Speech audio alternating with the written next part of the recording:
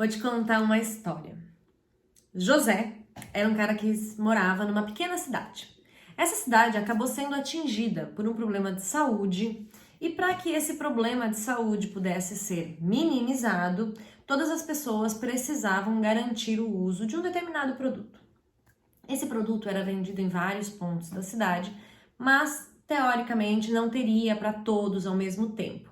Portanto, foi colocada ali uma regra de bom senso de que as pessoas comprassem apenas a quantidade que conseguissem utilizar naqueles dias e depois fossem repondo para que o máximo de pessoas possíveis pudessem ter acesso. Como em todos os lugares, existe quem tenha mais bom senso, existe quem tenha menos bom senso. O bom senso em si é um nível pessoal, né? O que é bom senso para mim, o que é para você, enfim. Mas dentro de um bom senso social, havia esse acordo invisível entre todos. Bom, José foi até um lugar onde poderia ter acesso a esse produto e selecionou da prateleira 2, 3, o tanto que ele e a família dele iriam usar. José tinha uma família padrão, 4 pessoas, então não era nem muita gente, nem pouca gente. 2, 3 produtos deveriam ser suficientes. José olhou para o lado e percebeu que ao lado dele existia Maria. Maria estava com 15 produtos. José ficou indignadíssimo. Saiu dali, encontrou Paulo e disse: "Você não acredita que Maria foi extremamente mal educada. Comprou 15 produtos. Maria só pensa nela. Maria é egoísta, Maria não olha para os outros, bababá, bababá, babá." Fim.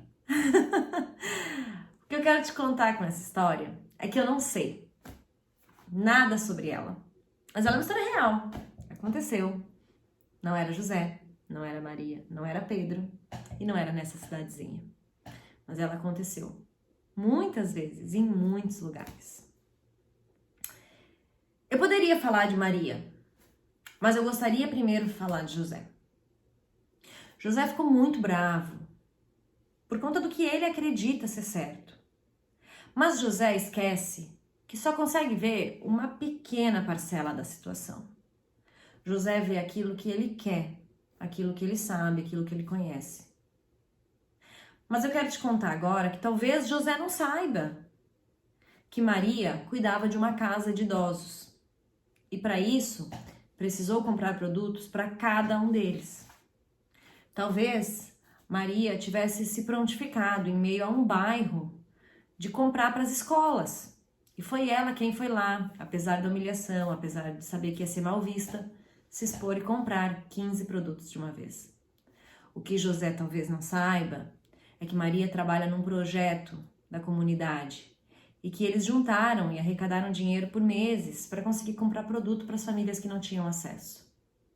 O que eu quero te dizer é que José não sabe nada sobre Maria. Não pode falar de Maria sendo que não conhece o motivo pelo qual Maria faz alguma coisa. E pode ser que José tenha razão? Sim, talvez Maria não tenha bom senso. Mas também pode ser que Maria tenha um senso coletivo muito maior do que o de José e de Pedro. E por isso se expôs, por isso topou fazer o que tinha que ser feito. Eu vim aqui te lembrar que o que a gente olha é geralmente uma parcela muito pequena daquilo que há. Assim como um navio que desvia da ponta de um iceberg e acaba colidindo com todo o casco no fundo. Tem coisas que os olhos podem ver, tem coisas que os olhos não podem ver. Aquilo que está por trás, a intenção, só pode ser descoberta, só pode ser percebida com comunicação, com fala. Talvez se José tivesse dado ao trabalho, ao invés de julgar e gastar suas palavras com Pedro, que nada tinha a ver com aquilo, tivesse olhado para Maria e dito: "Maria, se a ordem é de comprar só a quantidade de uso pessoal, eu gostaria de saber por que você está comprando 15 produtos." Talvez Maria tivesse contado para ele o real motivo. E talvez, se Maria estivesse perdida nessa informação, dissesse: "Ah, é, José, para comprar só para essa semana? Então eu vou devolver." Ou: "Não, José, eu sei, para mim eu tô comprando só um, na verdade é menos do que eu precisava. Eu tô comprando para qualquer um daqueles casos que eu te falei antes ou qualquer um outro." A empatia é a gente tentar diminuir a condição do julgamento dentro da gente. Quando a gente aciona logo uma história cruel que a gente inventa sobre os motivos pelo qual a outra pessoa não age como a gente acha que ela deveria agir, Nós estamos deixando o nosso julgamento falar muito alto. Quando apesar desse julgamento, sim, ele vem, calma, ele faz parte do teu corpo, todo mundo julga.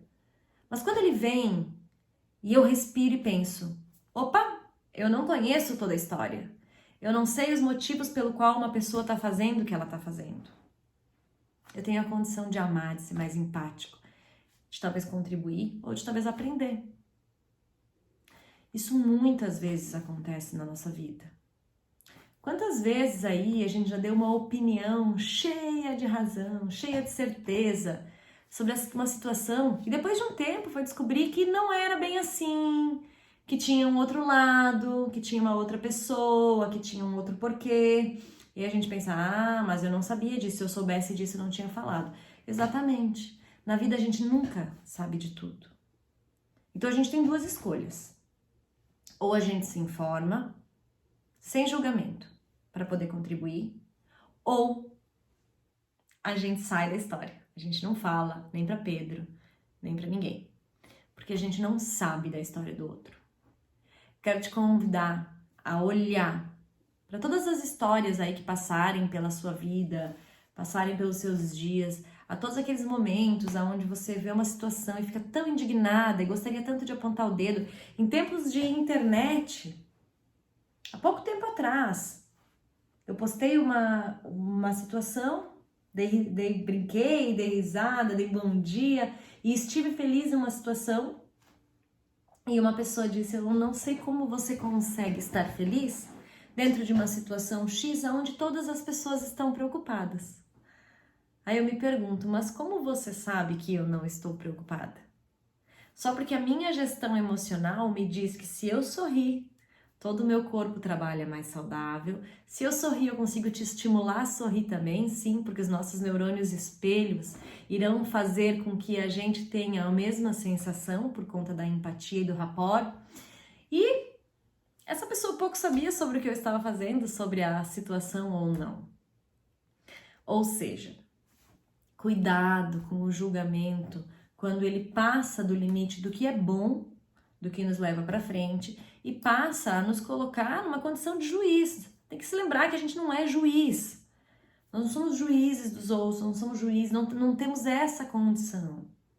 Nenhum juiz de verdade se acha apto na realidade a julgar 100%. Ele vai sempre ter que tomar uma decisão onde ele tem ainda um pouquinho de chance de estar sendo injusto. Porque ainda assim os fatos, quando se apresenta dentro de um tribunal, de um júri, não são todos.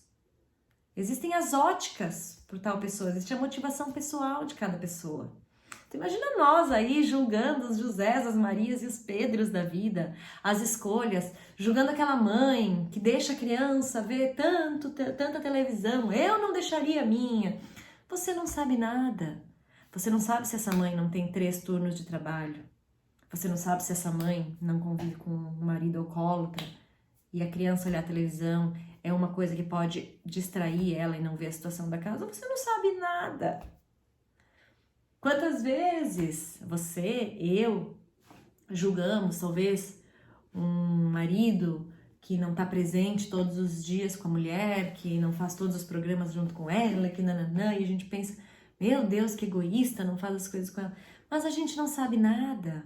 A gente não sabe se, na verdade, essa mulher não tem uma relação difícil com esse marido, se ela não tem um relacionamento extraconjugal e eles estão passando por um momento difícil, se eles têm um acordo entre eles, sei lá o que eu poderia te dar de exemplo, aqui são tantos, eu não quero botar nenhum muito pesado, mas enfim, gente, é tanto julgamento, é tanto olhar, é tanta crítica, que no tempo que eu tô olhando para a grama do vizinho, que eu tô apontando os lugares onde ele não regou direito, os lugares onde tem muita água, enquanto eu tô fazendo isso aqui, com a cabecinha encostada na grade, olhando pro jardim do outro, o meu jardim aqui, a minha roseira tá morrendo. O meu jardim tá morrendo, a minha flor tá morrendo. Porque eu tô de olho no do outro. Enquanto a gente tá no julgamento, a gente tá esquecendo do que é nosso. O tempo que João tá falando para Pedro, falando mal de Maria, ele poderia estar achando uma solução boa para essa cidadezinha dele que está passando por esse momento. Então, trabalhar a empatia é, em primeiro lugar, diminuir o julgamento. E, em tempos de internet, onde todo mundo julga todo mundo e se acha no direito de ser juiz dessas causas, não é uma tarefa fácil. Mas eu acredito em você.